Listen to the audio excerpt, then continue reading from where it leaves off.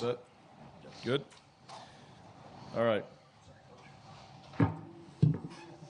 Wasn't working back there. Okay.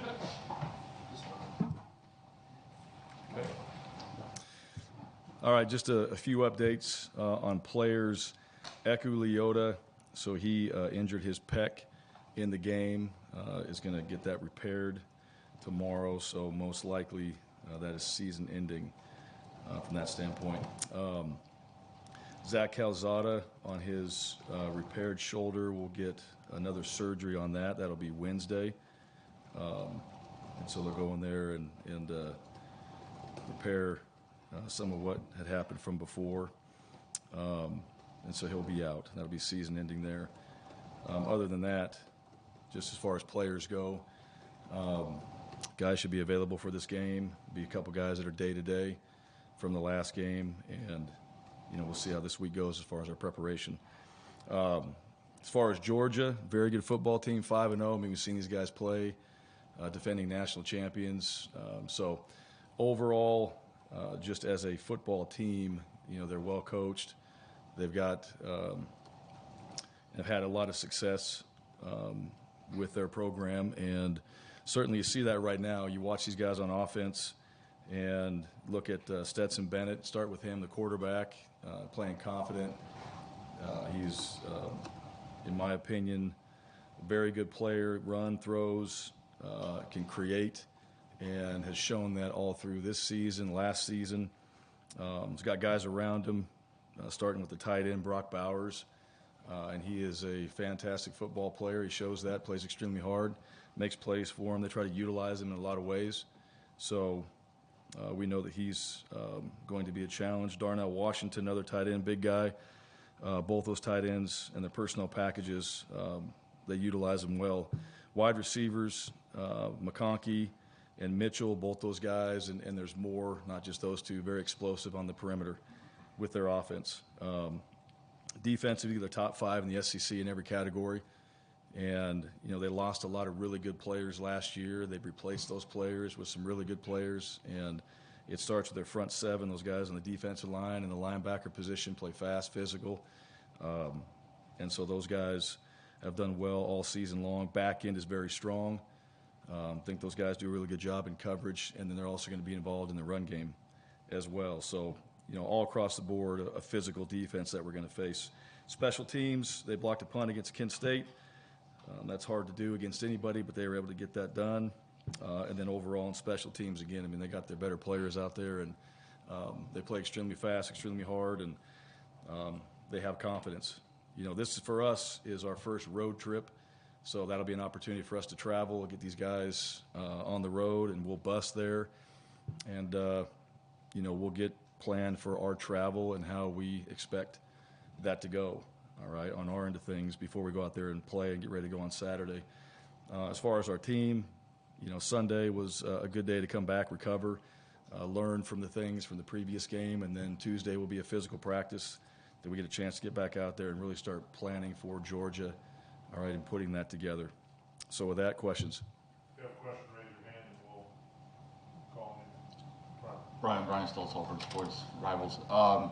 With Anders kind of struggling in the last few games, have you thought about giving Evan a chance to, especially on those long field goals that he can boom? Talking about Alex? Alex, sorry. Yeah. I was thinking Evan. Yep. First, his brother. Yes. We'll give him a chance. Yeah. Can we get him here? Yeah. Yeah, I think we have faith in Anders. I know he is that's not anything, from practice. He's been very good in practice, and Anders is a very consistent guy, and we still believe in him. Yes, Alex is available. Alex can go out there and have opportunities as well. But we still believe in Anders and know that, he's a guy, he's played at a high level. We've missed a couple kicks, all right, that's very apparent, and, we need to make those, and that's not anything that we don't talk about in this room. So this week, we're going to have to prepare a little bit differently.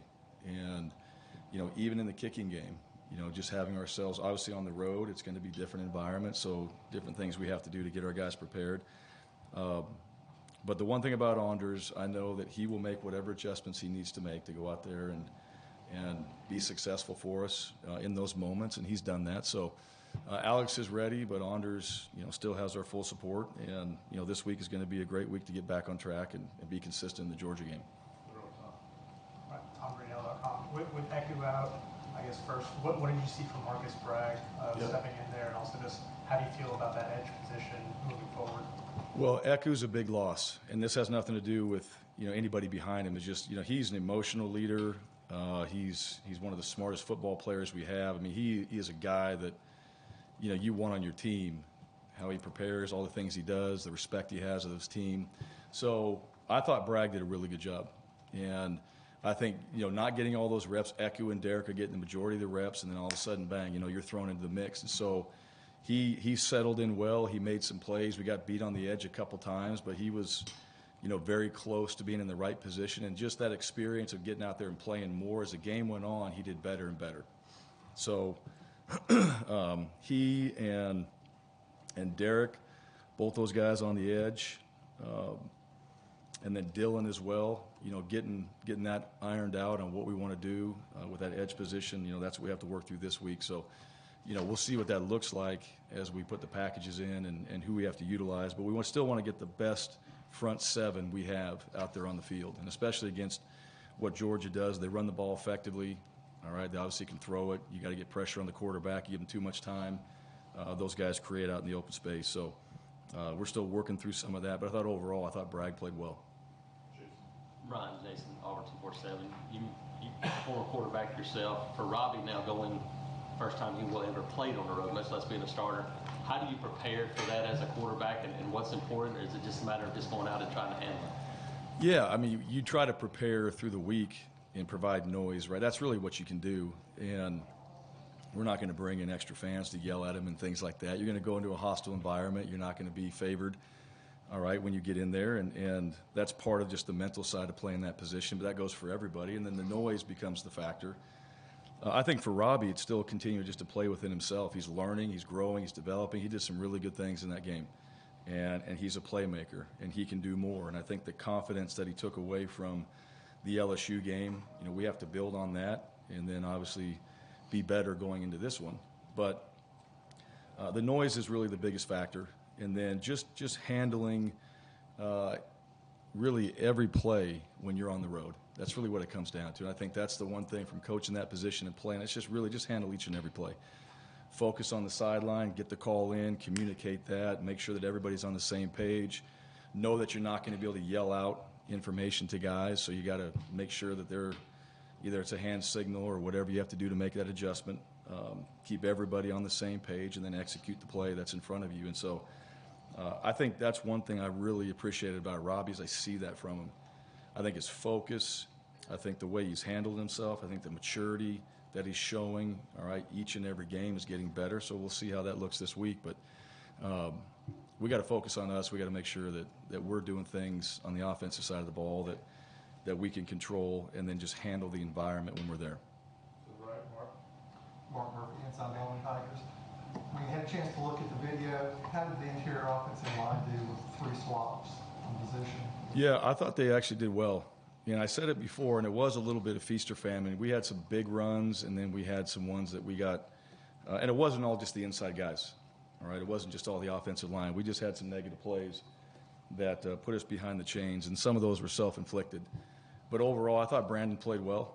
I thought the interior guys did a good job. I thought the O-line, for the most part, had a solid game. There's plenty of things that we looked at that we can improve on.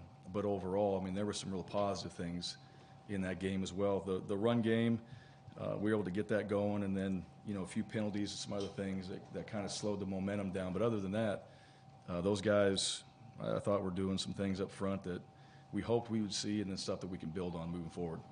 Top, Johnny. Coach Johnny Conlon, ABC 3340 in Birmingham. Just wanted to ask you about Stetson Bennett. Obviously not the most athletic guy in the world, but what makes him such an efficient quarterback for them, and ultimately, why has he been able to be such a winner since he's been there? I'm not sure Stetson would say that. He's a good player. I'm impressed with him. I mean, there's more guys that are bigger and more athletic and all that.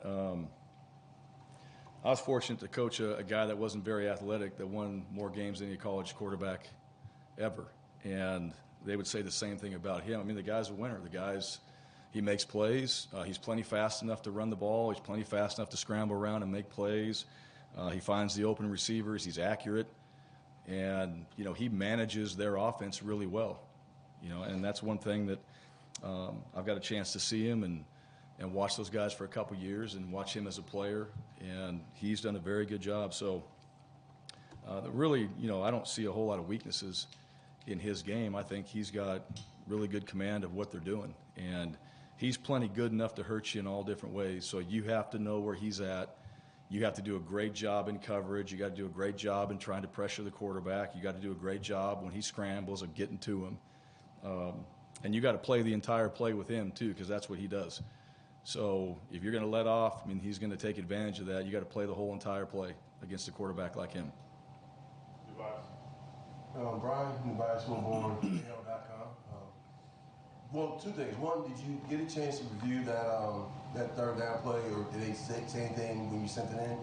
And then, in the second quarter, I haven't seen the result from the officials and all that. Which one are you talking about? The face mask that was called on Derek in the second quarter. Yeah, I haven't seen what they came back with yet. Okay, and then the other thing is, where do you see your run game? Where can you think you can improve the run game going forward, particularly against a tough UGA team? Yeah, well, I think number one starts inside, right? And that's number one. We can make improvements in a lot of areas there, but you got to start with your interior guys, right? Not giving up penetration. And like we talked about before, I thought they did a good job of that. And we've improved in that area, but that's always where it starts, right? You're going to play a really good D-line. You're going to play a good front seven. They're going to bring pressure, eliminating that, and then protecting our edges and finding ways to get on the perimeter as well. That's part of it too. So your tackles, your tight ends, that includes your wide receivers, just getting out there on the perimeter. That's a part of it that will help improve the run game. And then, we have a quarterback that can also be a part of that. And he becomes an option as well, and he's done some good things, when we've asked him to run. We had a few explosive plays with him, and we've got to keep building on those things. So, it continues to be, things that we've done, but every single week we've got a little bit different scheme, a little different opponent. Who are the guys that are the strengths on their team? And, on this defense, they're all the strengths on that team. So every single guy just doing their job and making sure that, we provide our backs a chance to get started. And I think that's the one thing. Jarquez, Tank, both those guys showed that we get those guys started, they can get yards. So we got to do a good job up front to make that happen. Second round, Bryan. Coach Bryan Wilson, Report. The change in offense game plan was obvious, and it yielded some very positive results for you all, even though no turnovers decided the game. Are you and the staff encouraged? Are the players encouraged by this change of pace, and does that, justify the change? Well, I think we got a chance to do some of the things we've been doing. You look at last year, we ran some of those same concepts, and there's a progression in what we're doing offensively, and so we had a chance to open it up. Robbie did some really good things in the pass game, right? We were able to balance it out. That was encouraging. Our young wide receivers that have been thrust into playing, all right, Amari Kelly has a big catch. Camden Brown's got a big catch. And, Barr had a couple big catches in there as well. So, those things were good. That was encouraging to see some young players step up and do some things on the perimeter. We obviously have to be better than that going to this game, but and every game forward, because we weren't good enough to win the football game. But overall, there were some positive things in the pass game that I thought helped us. I thought we did a couple things differently that we hadn't done this year, which gave us a little advantage on the perimeter. And then, the run game, like I said, just, some more consistency there when it comes to maybe eliminating the negative plays. That would be the key. All right, stay on task, stay on track. And, we want to be efficient on first and second down so we can stay ahead of the chains and eliminate some of those negative plays in the run game, and then continue to keep the balance that we had. Go a little back, Mike. Yeah, Mike Griffin from AJC.com. Missouri had a lot of success pressuring, playing a lot of press, man coverage, even some zero. How much of that have you done defensively? And then my second part of my question is Mike Bobo and his familiarity. How much of an advantage might that be in terms of his familiarity with personnel? Yeah, I think I couldn't give you the exact percentage of zero and pressures and man. We've done that. We play man coverage. Zero, we saw some of that in the last game as well. I mean, every defense is going to have a package, where they're bringing everybody. So we do that as well. When we do it, it kind of depends on the game plan. But yeah, Missouri did a good job. I mean, they played hard. They got some momentum. You could see in that team that they were, once they had a few plays and some success early on, you could see the shift in that football team. Those guys played hard. And we know from playing, I mean, we said before, they're a good football team. They showed that. They just came up short, against another really good football team. So those guys were playing extremely hard. And as far as Coach Bobo, being around him and having him here and all that, yeah, sure. I mean, I think there's familiarity with staffs from guys you worked with, guys you've been with before. And obviously he's there. And, Mike and I mean, got a lot of respect for each other. And he's helping that staff. There's a reason why they're successful. I mean, their offensive staff is very good. Their whole coaching staff does a great job. They've shown that. So, and he obviously brings a lot of value to that program too, not just against us, but for everything they're trying to do, because he's a very good offensive coach.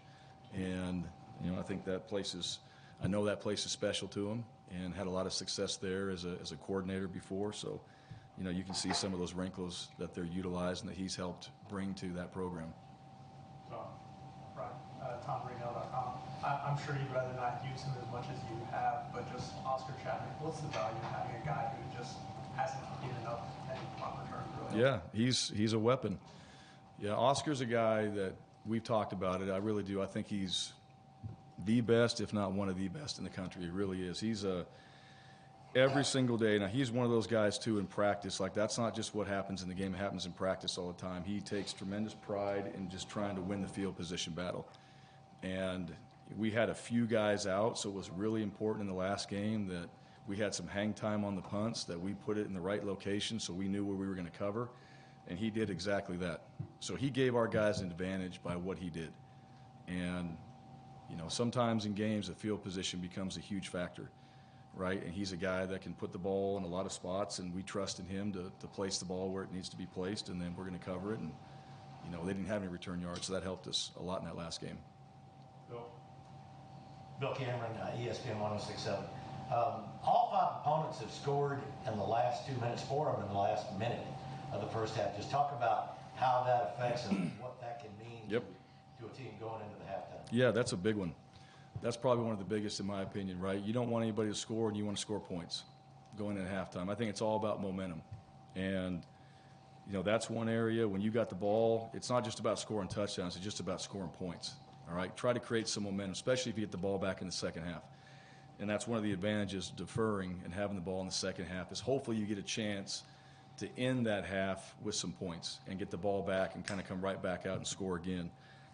So being on the losing side of that, yeah, I mean, you go in, they scored, all right, really that's the momentum that they've got. And when you come into halftime, you got to find a way to get that back. You come back out in the field, they may have the ball again. You got to recover quickly, hopefully go 3 and out, get the ball back to your offense, and give yourself a chance from that standpoint. So that's a big one. You got to be at your best, really, in the last 5 minutes of the game. Get your best players in there, all right? Try to keep them from scoring and find ways to put points on the board. So that's a big factor, in my opinion, at halftime, giving up points or trying to get them. Well, speaking of halves and things, what have you guys been working on, particularly this week, with the second half issues that seem to be a continuing thing? Yeah, well, I mean, looking at them, obviously, we look at every game, and we know the reasons, right? We know the reasons. We look at every drive. There's a drive chart. There's a result. There's reasons why, and so we break it all down. What was it? Where do we have a negative play? Where do we have positive plays? What was the end result on those drives? So those are things that we've discussed as a staff. Those are things we discuss with our players. And, to me, it's really comes down to, trying to eliminate some of those negative plays and then just being more consistent. And so that's play call, that's execution, that's all those things. I mean, it's really not one thing in particular, all right? That's just the glaring reason why. It's things that we all have to improve on and get better at. And then, our adjustments come out of half. I mean, we got to be able to find ways to continue to put points on the board. It's not just a half of football. You got to play all 4 quarters. Mark? I wanted to ask you about Zacchaeus Walker. Yeah. And also, it looks like DJ James is playing really well corner. Is that what? Yeah, DJ's playing really well. He's starting to get more comfortable out there. I think he's really kind of getting into a groove. It feels like at practice as well. His preparation, his focus, all those things. I mean, just learning the defense, you can tell he's more comfortable. Z, coming off of his knee is better. And so now it's just a matter of getting him back in the rotation. And you've seen a little bit more Jeffrey Imba. Marcus has been out there. Jason Jones. Those guys up front are playing well. We got to get some of the other guys in the mix. Z would be one of those guys that we get in there. And he's had a few things, some personal things, not in a bad way, but he had to handle some stuff. And so that's kind of impacted some of the playing time as well. But he's back this week. He's fine, just some family things. And we're excited to get him back going on Tuesday and then see how we can work him into the rotation. Anything else? Got 2 more. Last. How tough is it when you get down to potentially having 2 scholarship quarterbacks, particularly if both of them, one only having 3 starts and one being a freshman? What's your question exactly? I'm saying, no, how tough is it to do that? How tough is it to navigate? Yeah, are we worried about that? What's that? I see. Are we worried about that? Having 2 guys out there on scholarship. Well, technically, we have 3 because we did put Trey Lindsey on scholarship as well. So, and the reason why is because of all he does for our team. And, he's out there and every single week. And this guy's a future coach, and he brings a tremendous value and a lot of really positive things to this team. But as far as our quarterbacks, I mean, you got Robbie out there, you got Holden out there. We'll see where TJ's at this week. Those are guys that we're getting prepared and ready to play. And for them, and just so you know, like their mindset, I mean, they're getting ready to play, right? They're going to go out there and we can worry about the depth and those things, and that's certainly a concern when you don't have 4 guys like you want to have on scholarship that are available to play.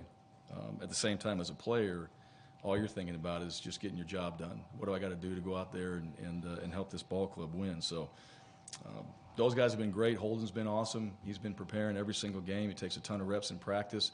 He's getting better and better. You can see that those reps are helping Robbie as well. He's improving. So, again, this week, between those 2 guys, we'll see where the other guys are at.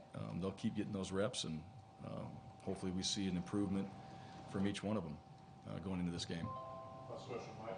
Thanks. Mike Griffith, AJC DAWGSTRUCTION. Coach, we asked Curtis Smart about this earlier. Day and time, every coach gets 4 or 5 years, end of the year. We've seen multiple coaches fired in the middle of seasons now. What do you think this is a byproduct? Is it salaries? Is it just a new sense of urgency that we have in our society? Yeah, I mean, I think every program's different. I mean, I really do. I don't know. I don't know if it has to do with anything bigger than that. I mean, just and I couldn't tell you each and every program's situation and where they are and those type of things. So, yeah, I mean, it's just that's just part of it, and I don't know if there's a better answer than that. I know there's coaches. I mean, I've seen coaches out there. There's good coaches out there, and but every program's got different things they're working through and what they want, and so I think that kind of just goes back to where they are more than anything, and where those coaches are in that program. All right, Coach. Thank you. Okay, thank you.